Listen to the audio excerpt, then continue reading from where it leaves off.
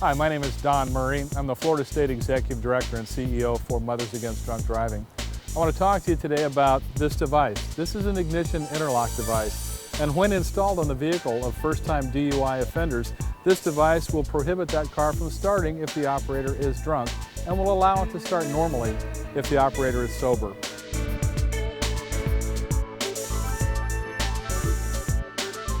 The operator simply has to blow into the device.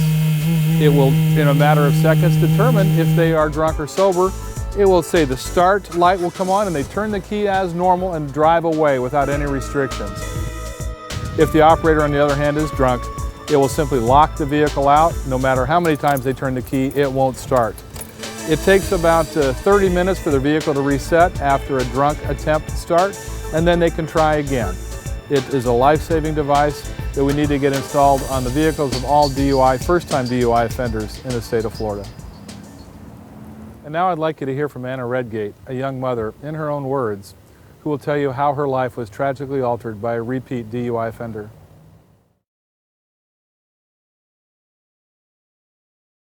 My name is Anna Redgate, and on December 27th of 1999, my husband and my son and my daughter and I came down from Connecticut to Florida. So we came down very optimistic as a family. Whitaker was 2.5, Grace was 9.5 months, and we were just really excited to be coming to Florida. I'd never been here.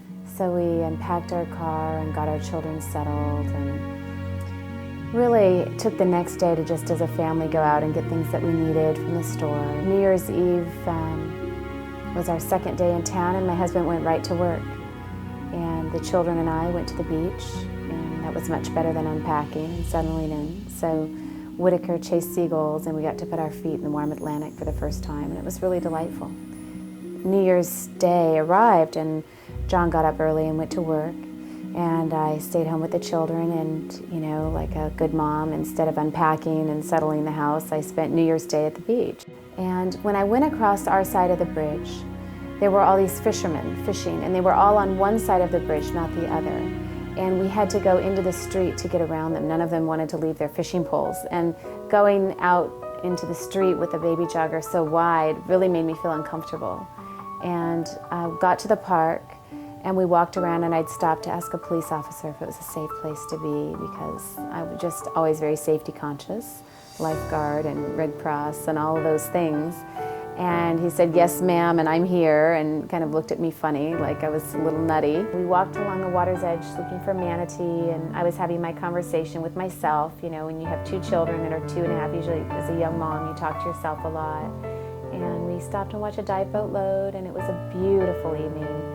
And I got back up and I said, you know, I'm gonna cross on the other side of the street because I don't wanna walk in the street, it doesn't feel safe.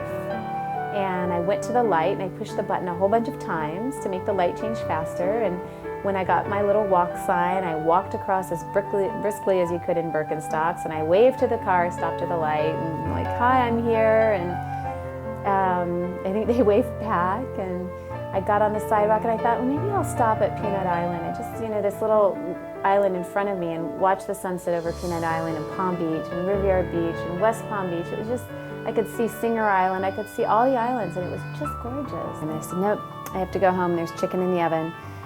So I had gotten on the sidewalk, and it was just beautiful. There was no wind, and it was very warm. I was in shorts, and no, there was no chill.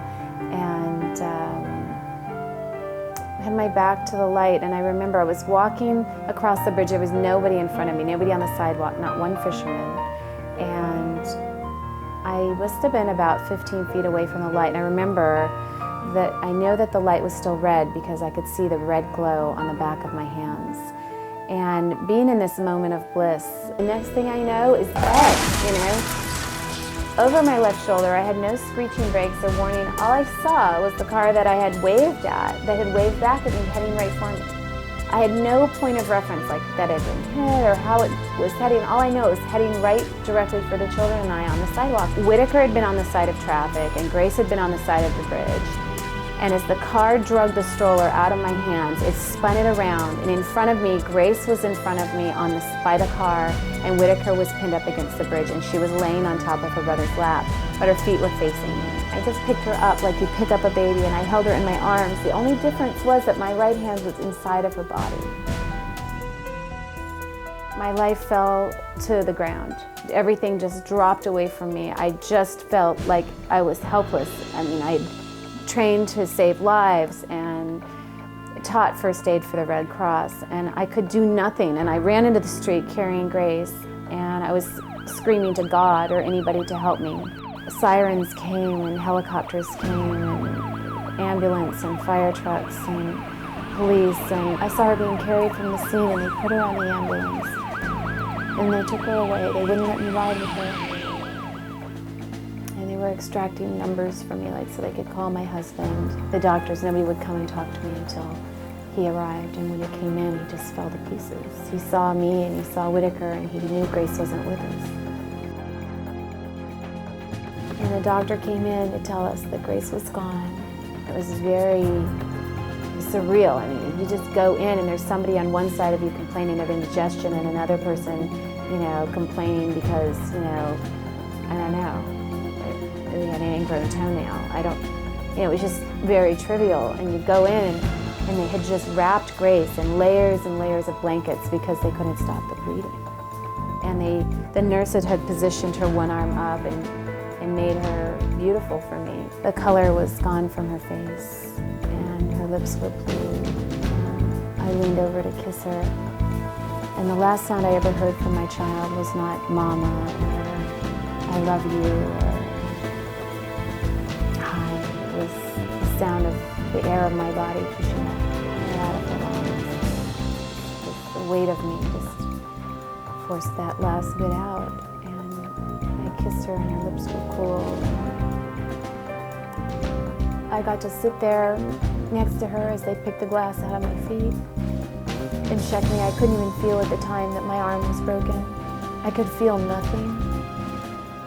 And I didn't know what to do. I mean, nobody was there to help me. I didn't know to cut a lock of her hair off or, it was so final. And I had to leave the hospital in a city I'd never been to. I'd never been to Riviera Beach. I'd never been on the other side of the Blue Point Bridge.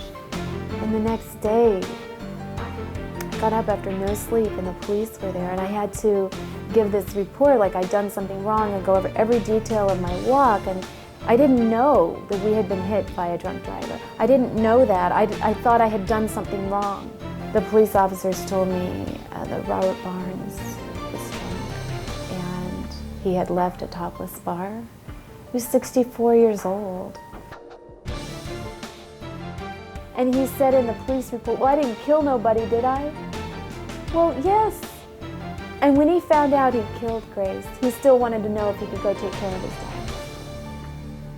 And this is impaired judgment. This is what alcohol does to us. And if Robert Barnes had had an interlock device on his car, he wouldn't have been able to start it. Interlock's been around long enough that we have enough caring and compassionate senators and congressmen out there that really want to work to the betterment of this state and to make this state a greater and safer place to be. Interlock can change. Interlock can help. Interlock can prevent this from happening to another Anna Redgate, to another Grace Redgate. My daughter would have survived if Robert Barnes couldn't have started his car. It's very simple.